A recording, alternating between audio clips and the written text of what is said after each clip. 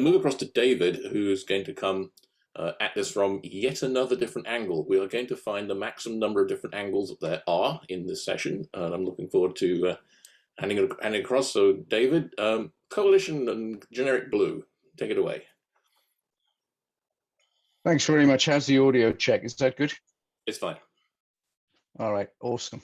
And can you see the main screen? I'm sharing, hopefully, the correct one. We're seeing it in the reference. You should say again. We're seeing it in presenter view, so we can see the main screen and the next that. Okay, how's that? We're just seeing. I think we're just seeing your desktop. You might have to stop sharing and restart.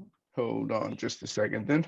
Let me just switch it again, and I'll just drag this one across. Let's swap that around. New share. You want to see screen 2? Then there we go. Let's try that. How's that? That's it. Perfect. So coalitions. For those of you old enough to know the old story about war, what is it good for? Hopefully you get the reference. Same as Tom, opinions are only mine, not the Joint Warfare Center. And when Ben sent me the invitation to this, my instinctive reaction was coalitions. Oh, they're pretty crap. And then I had to sort of correct myself and say, is that a bias or is that just personal experience or what? And then I started doing a little bit of research. So I'm going to attack this from a couple of angles. First of all, a great quote there from G.K. Chesterton, which is a bit an old English writer there. I've searched in cities and parks and not found one statue dedicated to a committee. So I'm going to talk about coalitions from a number of angles. And basically my talk's split into 4 areas. First thing I'm going to cover is some historical examples of how coalitions often do not succeed. And then why that might be the case. And interestingly enough, even though Tom and I hadn't conferred, some of his points are also mine. So I'm not sure if that's groupthink on the Brit side or what. And then I'm going to cover off a little bit about how we can cover some areas in war game design and modeling, and how we can reflect some of these problems that coalitions really have. So hopefully that all makes sense. And I've tried to use 3 very simple mnemonics to help people remember it as we go through. So as I said, when Ben suggested that we should look at coalitions and how they work and so on and so forth, I actually instinctively thought coalitions are less effective than single nation or single nation activities. And so I thought, okay, take World War II out of it and we'll go onwards from there. So here's a snapshot of 14 conflicts from 1950 to quite literally last year. And I've put the theater of operations, the air, and side A is the attacker, or if you like, the person who had to make most of aggressive actions. Side B was the defender, or somebody playing the long game, if we're talking about coin operations. Whether or not it was a coalition construct for the attacker for side A, and then what the result was. And I did, hundreds of minutes of research on this. Then Brianna found a couple of other bits and bobs, and this apparently Ben thought this was a little bit controversial about who won and who lost. But the two with the stars on, Gulf War I and then the invasion to find chemical weapons. I've put asterisks there, but let me pick off a couple of these. So 1951, I put that the UN, the USA, and South Korea in actual fact were the attacker. And I was thinking mainly the move out of Busan and up to the Yalu when they bumped into the North Koreans and Chinese. Result, stalemate, ceasefire. So coalition of 3 nations, Commonwealth division I'm counting under the UN auspices there. 67, and the 67 1965 Vietnam one, really strategically a defensive action by South Vietnam, Australia, USA, South Korea, but very aggressive right up until 1975, when basically there was the evacuation with sweeps, search and destroy. And it was the VC and the NVA who, apart from Tet, were largely on the defensive, just wearing them down. And obviously a defeat.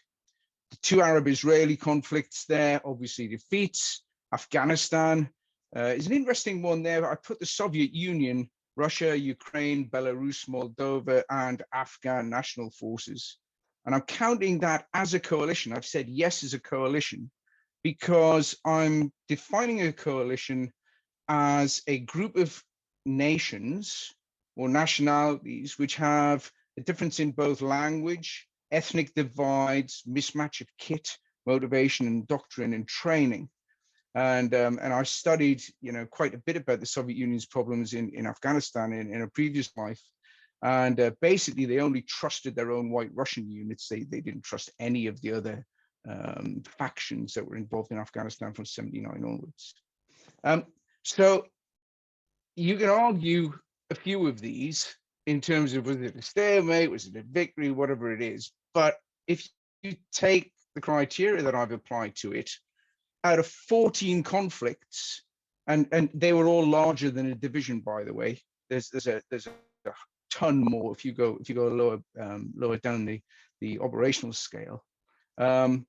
Definition of a coalition: combat forces fighting together. So not a coalition where you're just getting material support. I'm talking about combat forces fighting together. Out of the 9 that I have defined as coalitions, they had 5 defeats and 4 stalemates and really no clear win.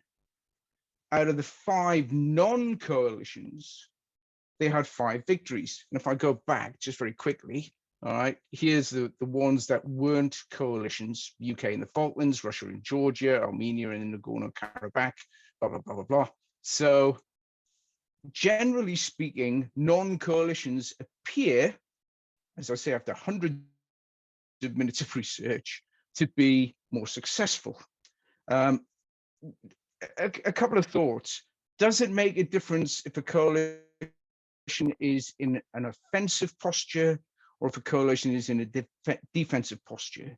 And I think that would make for a fascinating study by somebody, because I think it's probably harder if you're going to be the aggressor, because you're trying to hold together a coalition when probably casualties and objective choice and risk and so on are higher than maybe in a defensive posture.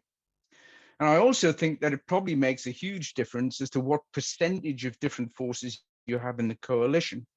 And I think back to, people are going to say, yeah, World War II, that was a coalition that worked, very successful. Everybody got on together famously. Well, no, they didn't. If you look at it historically, the first 3 years of the war were basically a British Commonwealth, British Empire, force, with everybody else who'd managed to scarper from Europe, Poles and French who legged it, Norwegians and so on. And then when the US came in, tail end of 41, start of 42 there, basically the coalition had frictions, well-publicized frictions. And the Russians were often one side, killing hundreds of thousands of Germans, and were never really part of that Anglophile sort of coalition, that Anglo coalition. And as was spotted in 1945, when basically the Cold War started. So perhaps coalitions are also more effective the more extreme the enemy is. And that's another interesting thought. I don't have an answer to that, except that I see the OPP and Quebec police united against Alberta right-wing nationalists right now. And they seem to be getting along famously together. I put a little note at the bottom there, and thanks to Brianna from my team who found that dissertation. Nora Ben-Sahel is possibly the authority on military cooperation and coalitions, and her dissertation, which is listed at the bottom there, is well worth reading if you have a spare bit of time. She spent a lot more time on it than we have on the preparation for this. So if you're interested in the academic study of it, I highly recommend that. So 4 L's. I managed to come up with 4 L's as to why I think coalitions are often ineffective. The first one, exactly the same as Tom mentioned, is language. This actually is the layout of the EFP that's currently in Latvia. It's okay. It's headed up by Canadians. And the problem with language is there's a bit of you said what, he said what going on. And there's basically, I think, 2 problems with it. Misunderstandings, genuine misunderstandings caused by mistranslation, and then possibly misinterpretations, either deliberate or accidental. And there's a fantastic YouTube video clip there. I don't have time to show you the video clip, but it's one of Rex's that he shows his students on his course. And it's about a US unit in an Afghan village, where it was done by The Guardian. Actually, it's a Guardian newspaper video investigation. And the interpreter is absolutely not interpreting the conversations correctly, and basically gives completely the wrong message to the Americans, who now believe that everybody in the village is lying to them, and that everybody in the village is probably a Taliban, and it's going to shape how they carry out their operations and how they treat the locals in an absolutely guaranteed negative way. The EFP flag at the bottom there, this is the NATO Latvian EFP. It's got 8 languages plus Latvian to contend with in any possible combat situation, and possibly 9 if you add Quebecois as a separate language to French. Tricky. All language, especially in contact, especially in a hot situation where you haven't got a whole lot of time to collect nuance, makes coalitions awkward, and even in calmer times as well, where the nuance of what you expect somebody to do, I like Tom's example of clear the wood, can make a hell of a difference. The second L is logistics. The more units and, practically, the more forces that you have, the wider the weapon mix and the worse it gets in terms of interaction. We were doing some design for Latvia and wanted to look at the logistics of the EFP there, the Enhanced Forward Presence Unit, and we started looking at just basic combat supplies. Okay, fuel, ammunition, food, water, etc., etc., etc. There are 7 different types of vehicle ammunition in that task force. There are 3 ATGM types, and there are 3 main artillery support types in a unit that is basically just above a battalion level in size. It's a battalion plus, really. And I'm not even thinking about the problem that you also have with aircraft and vehicles that sometimes use different fuel types. And let's not, of course, forget the great Italian pasta rule from previous war games, for those of you who are old enough to remember that one. But logistics and the difference in terms of weapon systems, ammunition, fuel, food, but whatever. India is a classic example of 4 or 5 different food types had to be transported to Slim's guys in India in World War II, because you had Hindus, Muslims, Brits, blah, blah, can put a strain on logistics. The fact that I have a Polish 125mm main tank ammunition means I can't use the same ammunition as the Canadians and the Spanish. The Canadians and the Spanish have 2 different types of Leopards, so the spares aren't necessarily interchangeable. The 30mm ammunition used in the Pizarro in Spain is not the same 30mm ammunition as you would see in the Slovakian BMP-2s. So it's a nightmare, an absolute nightmare, and it's going to hurt. That's going to hurt your logistics. Lag. I've used this word basically to try and look at communication systems and command and control systems, and it's a vast subject. I haven't got time to cover a whole bunch on it. But coalitions have inherent friction caused by command and control problems. And it's not just radios operating together. I mean, that's one thing, but it's the interoperability specifically of secure systems. Bandwidth and frequently problems are common. You know, there's crypto problems between Five Eyes only, US eyes only, Canadian eyes only. NATO common operating system is a misnomer. And this is listed in a whole bunch of reports, some of which are classified. But I use the quote at the bottom there. I'm going to read it, not all of it, but most nations build their equipment that interoperate in the clear using STANAGs. So, you know, you'll get HF and BHF, UHF radios that are built to a NATO standard so that the coalition can operate together, as an example. But they rarely interoperate securely because each nation equips its own national cryptographic solution. So being able to run a crypto from one force to the other, generally speaking, means that you've got to give them your crypto device, whatever it is, or they've got to give you theirs, and it's a nightmare. And just that in a high EW, high intercept situation means that when you're trying to do any sort of C4 ISR, it's going to be an absolute nightmare. And by the way, I'm quoting that one for land, but it's obviously the same at sea, and it's obviously the same in the air. And last but not least, local interest. It's interesting that Tom used some Kosovo, Serbian type things as an example. In a coalition, almost all members of the coalition have some sort of ARA placed upon them by the parent nation. And ARA stands, for those of you who aren't military buffs, for the authority, the responsibility, and the accountability of the commander and the unit involved in the operation. And it can constrain members of a coalition to act in a prescribed manner, each of which can be different. You could have 5 different nationalities and they'll all have different bloody ARAs. So as an example, and this is taken from a very real set of instructions. Sorry, David, you have the authority. David, yes. Could I just ask you to pick up the pace, please? Absolutely. Yeah, sorry.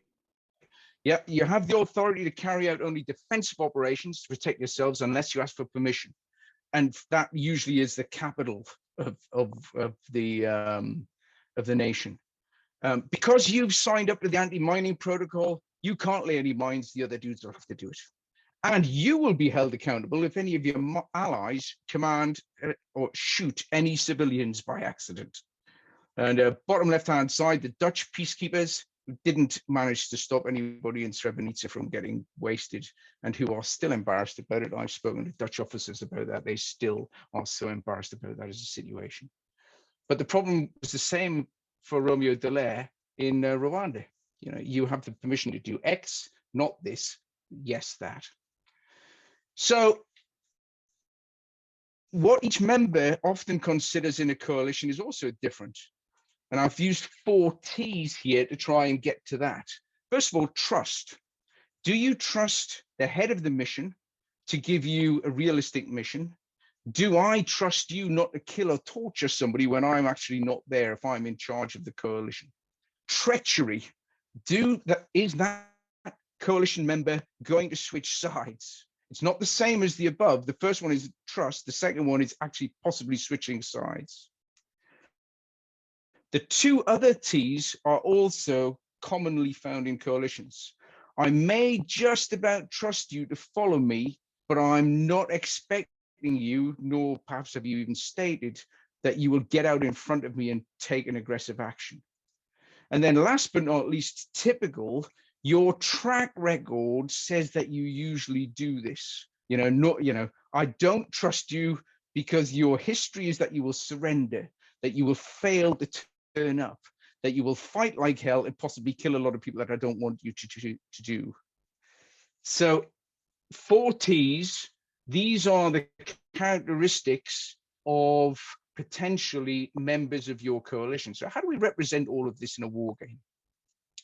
First of all, mechanics. If we've got a coalition with these types of situations, logistics problems, time lag problems, etc., then we need to have a mechanic in the war game, which means that you can't control exactly as you would like.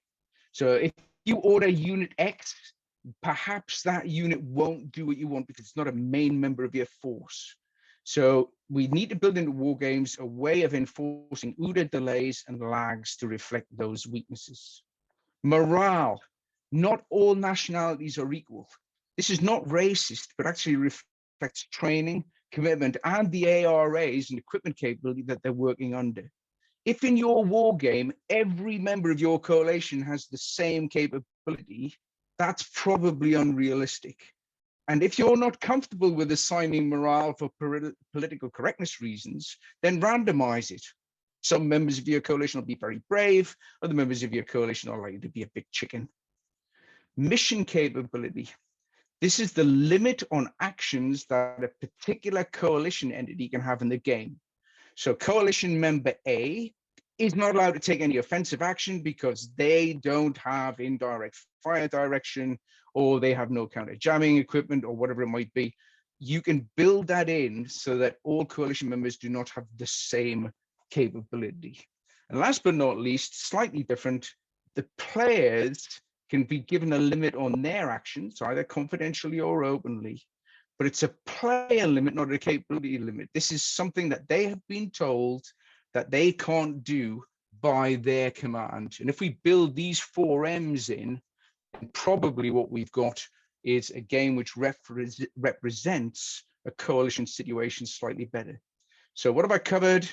Why they don't work very often: language, logistics, time lag, and local interests.